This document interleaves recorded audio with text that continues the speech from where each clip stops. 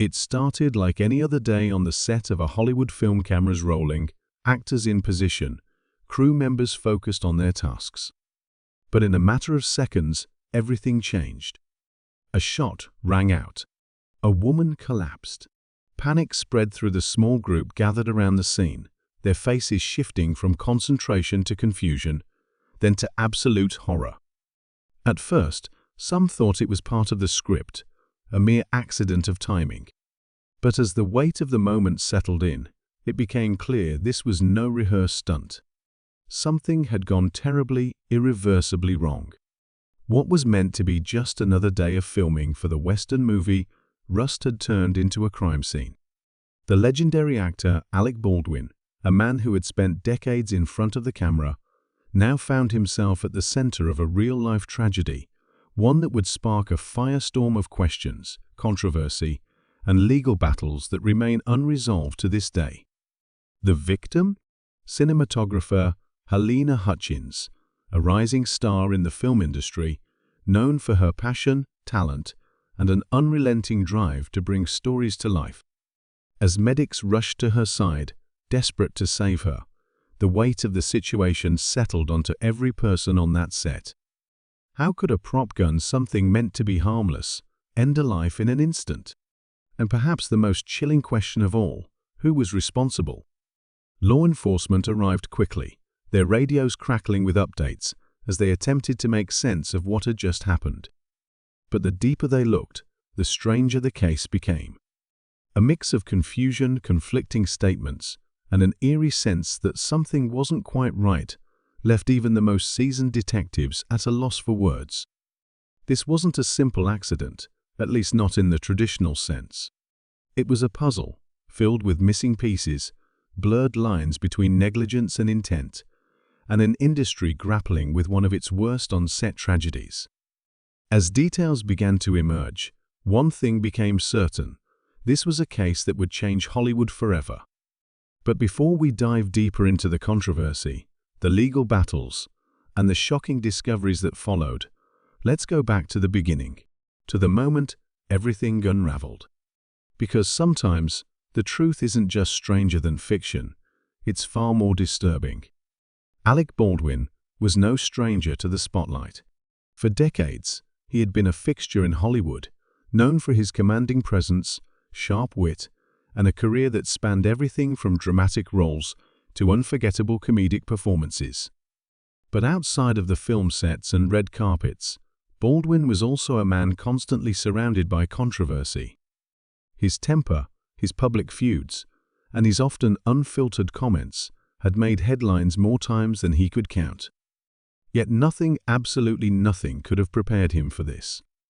In the days leading up to the tragedy, Baldwin had been immersed in the filming of Rust, a passion project set against the backdrop of the rugged Old West. He wasn't just the film's lead actor, he was also one of its producers, meaning every decision, every delay, every problem on set carried his name. And there had been problems, many of them, reports of crew members walking off due to unsafe working conditions, concerns about gun safety protocols being overlooked, a growing sense that something was bound to go wrong. But no one could have predicted just how devastating that something would be. Then there was Halyna Hutchins, a cinematographer whose career was just beginning to reach new heights. Colleagues described her as a visionary, a woman who brought passion and artistry to every project she touched.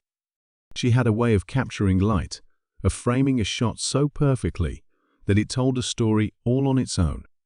But more than that, she was a mother, a wife, a friend.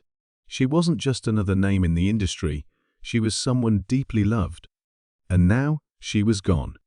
In the chaos of that fateful moment, as crew members scrambled to process what had just happened, a dark cloud of confusion settled over the set.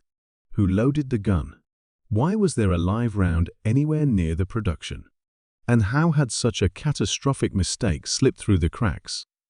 As law enforcement began their investigation, the focus quickly turned to the small circle of people responsible for the film's weapons. The armorer, a young woman with limited experience but a famous last name, suddenly found herself under intense scrutiny. Had she overlooked something crucial? Was she under pressure to cut corners? Then there was the assistant director, a man with a history of safety complaints on previous projects. He was the one who handed Baldwin the gun that day, allegedly declaring it cold, meaning safe to use. But was it a simple mistake, or was there more to the story? And Baldwin himself, was he merely an actor following instructions, or did his dual role as producer make him accountable for the chain of failures that led to this moment? The more investigators dug, the murkier the case became. Whispers of tension on set, of rushed schedules and miscommunications, painted a picture of a production on the brink of disaster long before the fatal shot was fired. And yet, every piece of evidence only seemed to lead to more questions rather than answers. Was this a tragic accident caused by negligence, or was there something more sinister lurking beneath the surface? As the world watched, desperate for clarity, one thing was certain: nothing about this case was as simple as it seemed. And the deeper the investigation went, the more unsettling the truth became. As the investigation into the Rust tragedy deepened, so did the confusion. What should have been a straightforward forensic inquiry tracing the chain of custody of a single firearm became an intricate web of conflicting testimonies, missing paperwork, and a growing sense that someone, somewhere, wasn't telling the full truth. The deeper Baldwin and his legal team looked, the more it felt like the answers they sought were just out of reach, slipping through their fingers like desert sand. Then, something strange happened. A crucial piece of evidence, the very box of ammunition that should have held only dummy rounds, vanished without a trace. It had been logged into evidence, marked for analysis, and then, inexplicably, it was gone. The official explanation was misplacement, a bureaucratic oversight in the chaos of the investigation. But to those closest to the case, it felt like something else entirely. Evidence doesn't just disappear. Not in a case this high profile. Not unless someone wanted it gone. The missing ammunition wasn't the only unsettling development. A quiet warning came, almost too subtle to notice at first. A phone call with no caller ID, a few seconds of static before the line went dead. An anonymous letter slipped into the legal team's office, no return address, no signature, just a single typed sentence: "Some things are better left buried." At first, it seemed like nothing more than a sick joke, a byproduct of the media frenzy surrounding the case.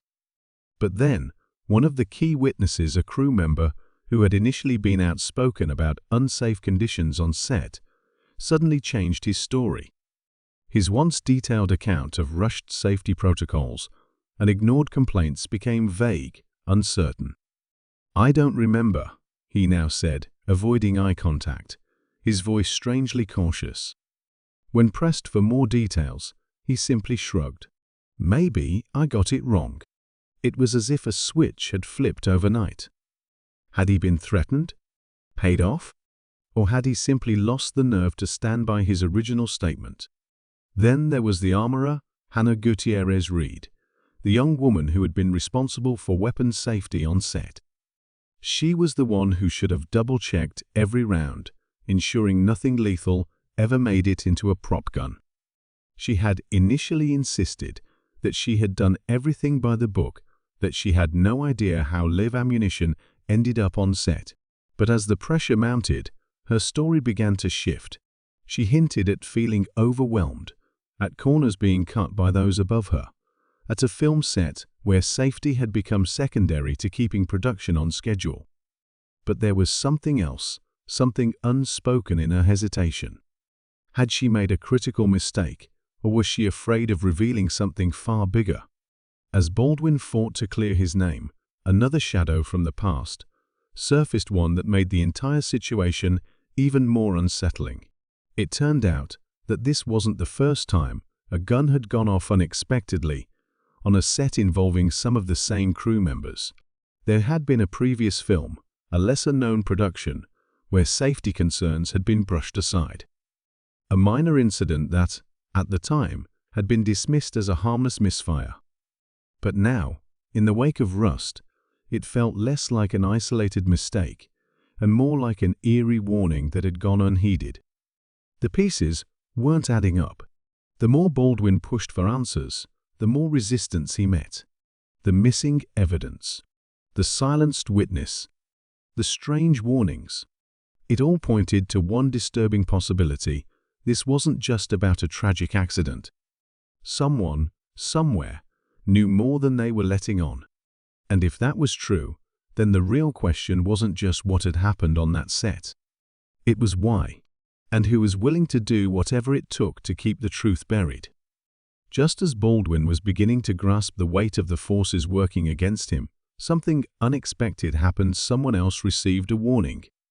It wasn't another vague letter or a dropped call, but something far more chilling. Joel Souza, the director of Rust and the only other person injured in the incident, had mostly stayed quiet since the tragedy. He had given his statements to the police, expressed his sorrow for Helena Hutchins, and tried to distance himself from the growing legal storm. But one night, as he returned home from a late meeting with his attorneys, he found a small, unmarked package sitting on his doorstep. No return address, no postage. Someone had placed it there by hand. Inside was a single bullet, identical to the one that had killed Helena. No note, no explanation. Just that. Souza immediately contacted law enforcement, but by the time investigators arrived, the package was gone.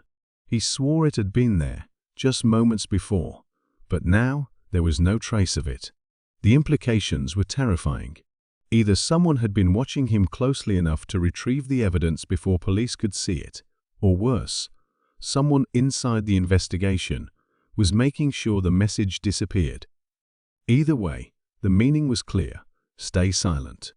Stay out of it. But why threaten him now? He wasn't the one speaking out, wasn't the one pushing for answers. Unless whoever sent the message knew that Baldwin wasn't going to stop. And if they couldn't reach him, they'd target the next closest person. Then, as if the mystery wasn't tangled enough, a new piece of evidence surfaced, one that directly contradicted everything Baldwin had said about that day. A previously unseen video clip, captured on a crew member's phone, showed Baldwin in full costume, rehearsing the exact moment leading up to the shooting. In the footage, he raised the gun, cocked the hammer back, and prepared to fire. But then, something strange happened. The camera angle shifted slightly, just for a split second, and in that instant, the gun seemed to go off not in Baldwin's hands, but just before he fully pulled the trigger. It was barely noticeable, easy to miss unless you were looking for it. But it was there, and it changed everything. The video raised disturbing new questions. Had the gun malfunctioned? Had someone tampered with it before it even reached Baldwin's hands? Or was this footage being manipulated, taken out of context, distorted to shift the blame? It wasn't long before the clip made its way online, igniting a media firestorm. Experts weighed in, arguing over the mechanics of the firearm, dissecting Baldwin's every move, debating whether or not he had actually pulled the trigger. Some insisted it was proof of his innocence, while others saw it as undeniable evidence of his guilt. But Baldwin himself was left reeling. If he hadn't fired the shot, then who or what had? Just when it seemed like the mystery had reached its breaking point, another unexpected twist emerged, this time from someone Baldwin never saw coming. An old friend, a former colleague who had worked with him years ago, reached out in private with a cryptic message: "You're looking for answers in the wrong place." This started long before you ever picked up that gun. At first, it sounded ridiculous, almost paranoid. But the longer Baldwin thought about it, the more it gnawed at him. What if Rust wasn't just another accident? What if someone had been waiting for an opportunity, using the chaos of a troubled production to set something even more sinister into motion? The pieces weren't just missing anymore. They were being moved, manipulated. And if that was the case, then Baldwin was no longer just fighting to prove his innocence. He was fighting against someone who had planned for this all along. But who? And how much further were they willing to go to keep the truth buried? The unease that had been lingering in the background of Baldwin's life since the incident was no longer just a feeling, it was real, tangible. It followed him like a shadow, creeping into every quiet moment, every restless night. At first, it was subtle. A black SUV parked just far enough down the street from his house to seem incidental, but always there when he stepped outside. A man sitting at the far corner of a restaurant, never eating, never speaking to anyone, just watching. At first, Baldwin told himself it was paranoia. After all, he was the subject of relentless media scrutiny, of course. People were watching. But then, something happened that shattered the illusion that this was just the usual tabloid circus. It was late, long past midnight, when his phone rang. The number was unknown. Normally, he would have ignored it, but something curiosity, anxiety, or maybe just exhaustion made him pick up. At first, there was silence. Then, a low, controlled voice. "Stop looking, or you'll wish you had." Click. The line went dead. Baldwin sat there, his hand gripping the phone so tightly his knuckles turned white. This wasn't some internet troll or angry fan. This was something else. Something colder, more calculated, and it sent a chill through him that settled deep in his bones. The next morning, he tried to convince himself it had been a prank. Some sick joke from someone who wanted to keep the scandal alive. But before he could push the thought away, something even worse happened. Someone close to him, someone who had been by his side since the tragedy, helping him piece together what went wrong, was suddenly gone. No warning, no explanation. His assistant, a woman who had handled his personal schedule for years, simply vanished. Her phone went straight to voicemail, her apartment empty, her car left abandoned in a grocery store parking lot. Baldwin tried not to jump to conclusions, but the timing was impossible to ignore. She had been asking questions, looking into people who didn't want to be looked into. And now, she was just gone. Panic settled in, but so did something else: rage. Whoever was behind this wasn't just trying to cover up what had happened on Rust. They were willing to make people disappear, willing to threaten, manipulate, erase evidence, whatever it took to keep the truth buried. Baldwin realized he wasn't just fighting for his reputation anymore. He was fighting for his own safety, for the people around him, for whatever remained of his sanity. He could feel the walls closing in, the fear tightening around his throat, like an invisible noose. Was this about Rust? Or had he stumbled into something far bigger? The paranoia became suffocating. Every car that lingered too long behind him felt like a threat. Every unknown number on his phone made his heart pound. Was he imagining it? Or was someone somewhere watching his every move, waiting for him to make the wrong one? He thought about the warning from his old colleague, "You're looking for answers in the wrong place." But what did that mean? If this started before Rust, then where did it start? And more importantly, how much worse was it going to get? Then, just when he thought the tension couldn't rise any higher, another package arrived. This time, it wasn't left on a doorstep. It was delivered straight to his home, placed directly into his hands. No postage, no label, just a plain, unmarked envelope. His fingers hesitated as he opened it, knowing that whatever was inside wasn't going to bring comfort. And he was right. Inside was a single photograph, grainy black and white, taken from a distance. But there was no mistaking what it showed. It was a picture of him, from just last night, sitting at his kitchen table, staring at his phone, his expression one of deep concern. Someone had been inside his property, close enough to capture him in his most vulnerable moment. Watching, waiting, making it clear that they weren't just warning him anymore. They were letting him know they were already inside his world. And if he didn't stop now, he wouldn't just lose his career. He might lose something far worse.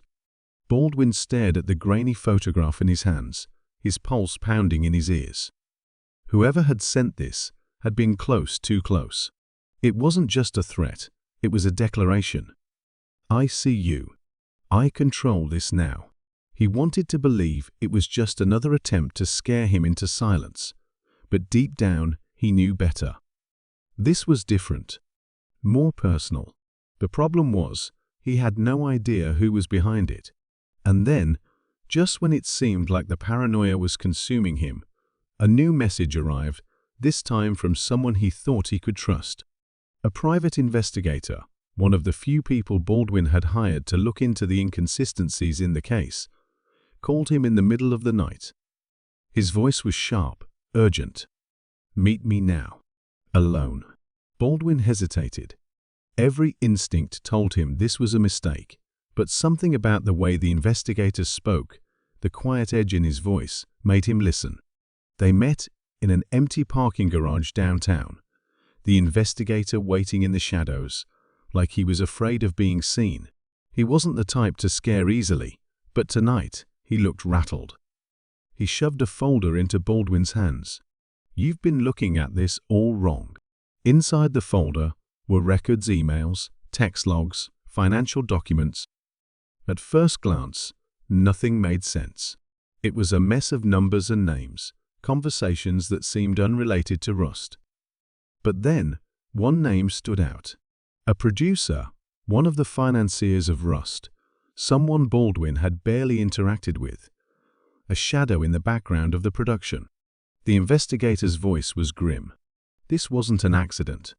It was an opportunity. Baldwin's stomach dropped as the pieces started falling into place.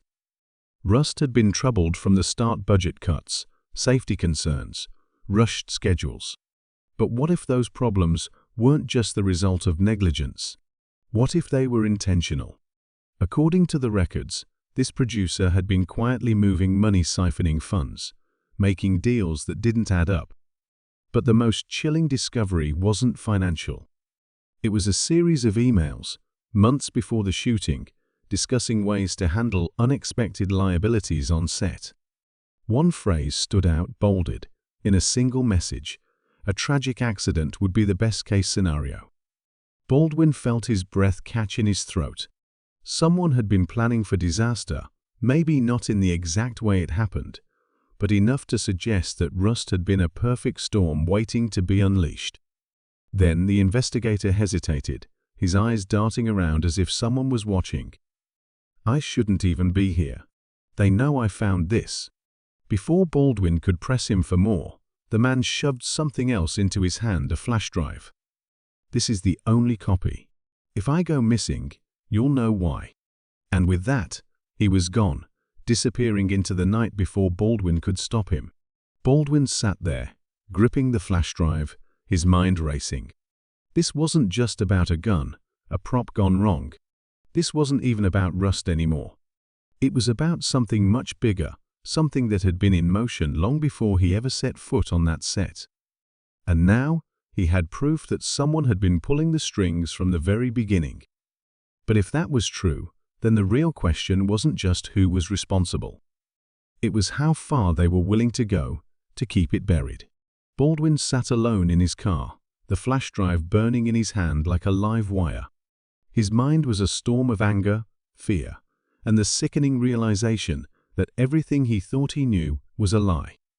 Someone had orchestrated this.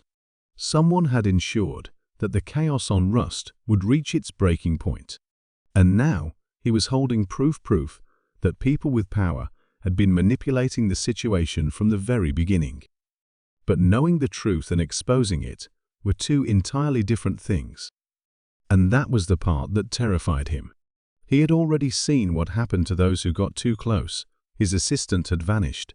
The investigator had all but told him he was a walking target. And now he had to ask himself the question that had been lurking in the back of his mind. What if I'm next? Just then, his phone rang. He recognized the number, instantly Hilaria. His wife. He hesitated before answering, trying to steady his voice. Alec, she said, her tone tight, controlled, but he could hear the fear beneath it. A man came to the house. He said he needed to talk to you. Baldwin felt his stomach drop. "Who?" he asked, his grip tightening on the steering wheel. There was a pause. Then, in a hushed whisper, he said, "You already know." He left a message. She sounded shaken. Baldwin felt his pulse hammering in his ears. What did he say? Another silence. Then, barely audible, he said, "Walk away now, or your family pays the price." The weight of those words hit Baldwin like a fist to the gut.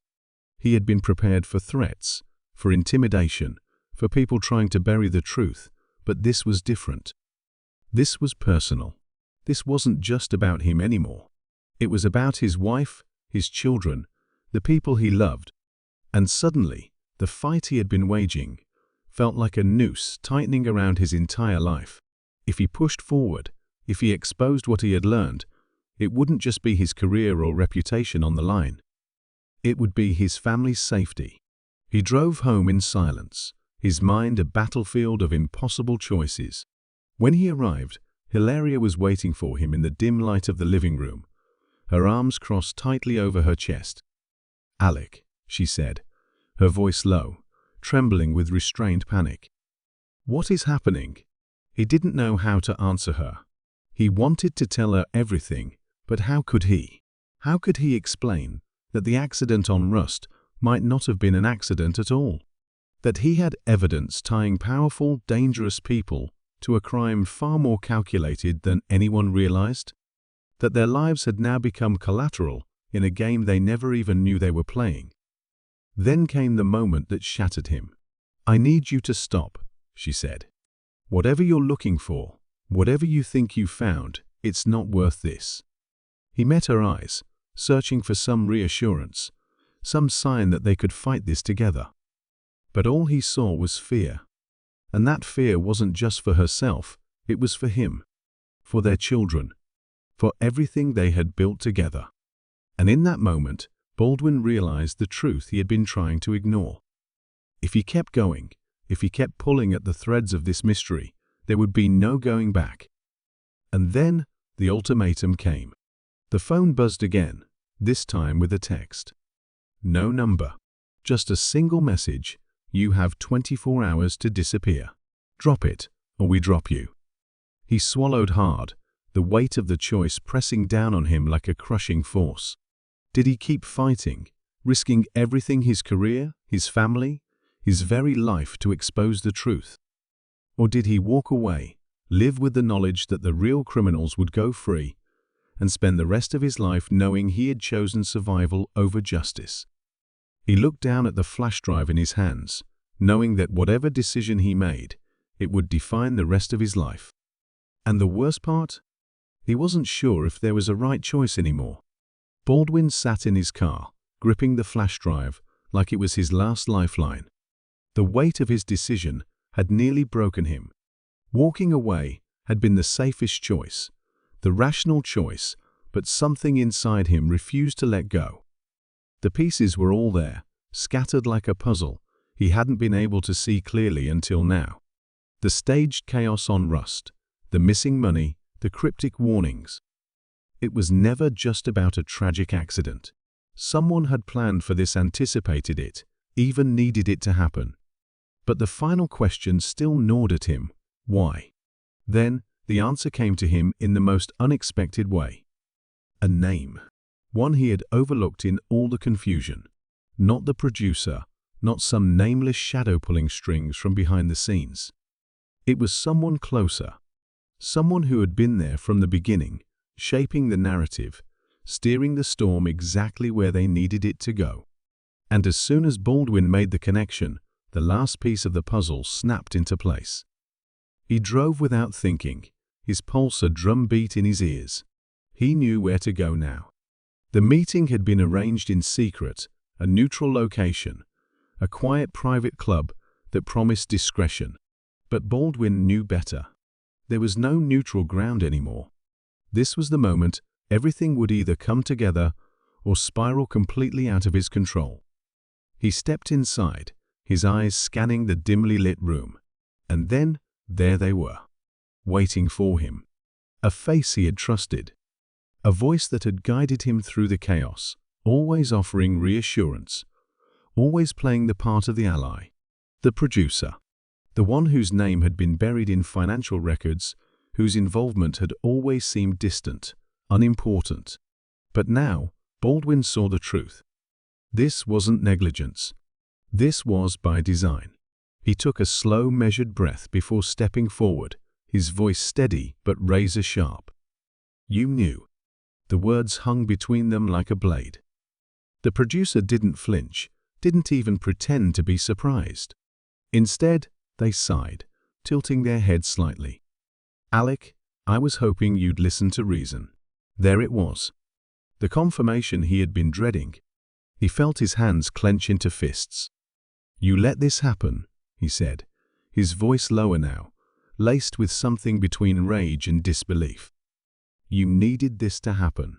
The producer exhaled, finally leaning forward, their expression shifting not to guilt, not to regret, but to something even colder. "No, Alec. I needed something to happen. You think Hollywood runs on artistry and dreams? No, it runs on money. And you, my friend, were sitting on a financial disaster." And then it all unraveled in a flood of bitter truth. Rust had been in trouble long before the first day of filming. The budget had been stretched too thin, corners had been cut too deeply. Insurance was the only way out. A tragic accident meant a payout. A major payout. But something had gone wrong. What was meant to be a small, contained incident had spiraled into something uncontrollable. A real death. A real scandal. And Baldwin, the perfect public face, had been handed the blame on a silver platter. His stomach twisted as he realized the full weight of it. "You set me up," he whispered, more to himself than anyone else. "You made sure the conditions were just bad enough, dangerous enough, that something would happen." The producer tilted their head slightly. "Not you, Alec. Anyone. You were just the unfortunate name that got caught in the storm." Baldwin felt his heart hammering in his chest. He should have expected this Hollywood was full of betrayals, of power plays disguised as coincidences. But this wasn't just career sabotage. This was something else. Something monstrous. And then the final twist, the one thing he hadn't seen coming. The producer leaned in, lowering their voice to a whisper. "And here's the real problem, Alec. If you don't stop now, you won't just lose your career. You'll lose everything." A sudden noise made Baldwin tense. He turned his head slightly, just enough to catch the subtle movement near the bar. A man. Watching. Not a patron, not an employee. Security? No, something worse. He recognized the type. Someone placed there to ensure that if this conversation went the wrong way, Baldwin wouldn't be leaving on his own terms. The threat wasn't just words anymore. It was right there in front of him, real and immediate. For a split second, Baldwin considered his options. He could fight. He could expose everything, take the evidence to the press, to the authorities. But then he thought of Hilaria, his kids, the people waiting for him to come home. He had come here for answers, and now he had them. But was the truth worth dying for? The producer saw the hesitation in his eyes and smiled. "That's what I thought." A pause. A slow sip of their drink. "You're smart, Alec. Smarter than they give you credit for. So here's what's going to happen. You're going to walk away. You're going to move on with your life. Because if you don't—" They gestured vaguely toward the shadow near the bar. "Well, you won't like the alternative." Baldwin's pulse thundered in his ears, but he forced himself to stay calm. He had what he needed, the truth. And now he had a choice. He could burn everything down in one final, reckless act, or he could live to fight another day. He took a slow breath, steadying himself. Then, without another word, he turned and walked away. But as he stepped into the night, one thing was certain. This wasn't over. Not by a long shot. Baldwin drove through the quiet, empty streets, his hands gripping the wheel, as his mind swirled with everything that had just happened. The weight of the conversation with the producer pressed on his chest like a vice, squeezing tighter with every breath. He had come face to face with the truth, had seen the depths of the corruption, the cold calculations that had turned a tragedy into a financial opportunity. And yet, he had walked away. Not because he wanted to, not because he accepted it, but because the alternative meant losing everything: his family, his freedom, maybe even his life.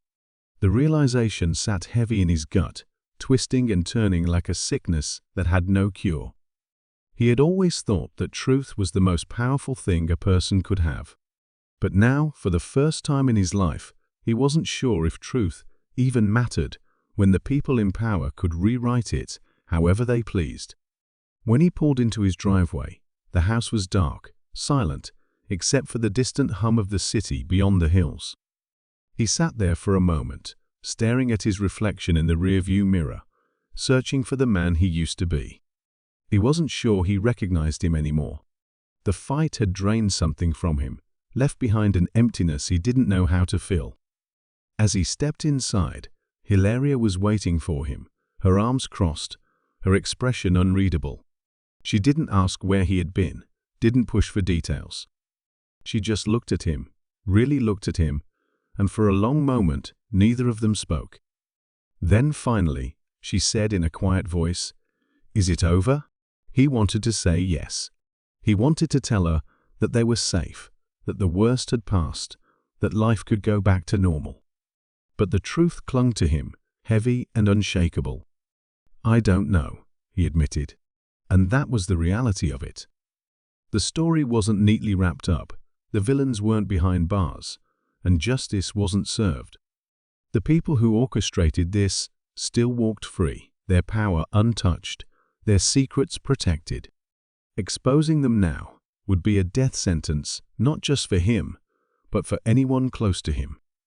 He had been given a warning, a final chance to walk away before the walls closed in for good. And he had taken it. But as he lay in bed that night, staring at the ceiling, he realized something else. Walking away didn't mean forgetting. It didn't mean forgiving.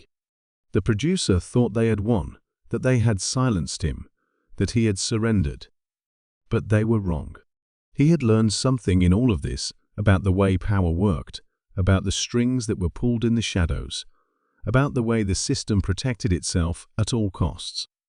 And that knowledge wasn't something he could just erase. It would live inside him, waiting for its moment. A week later, Baldwin sat in his office, staring at the flash drive on his desk.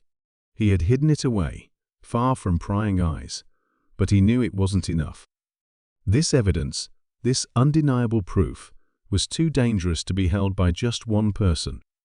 He needed a plan, a way to ensure that if something ever happened to him, the truth wouldn't die with him. So, he made a decision. He made copies. He sent them to people he trusted, not to journalists, not yet, but to those who understood the weight of what he had uncovered. The world wasn't ready for this story. Not yet. But one day, it would be. And when that time came, when the cracks in the facade grew too big to ignore, the truth would find its way to the surface. The next morning, Baldwin stepped outside, feeling the warmth of the sun on his face. For the first time in weeks, the weight on his chest felt just a little bit lighter. He wasn't naive enough to believe that this was over. He would always be looking over his shoulder, always waiting for the day when the past came knocking. But he had made his choice. He had decided to live for now. The battle wasn't lost, only delayed. And as he walked back inside, he whispered to himself, a quiet promise only he could hear, "I'm not done yet."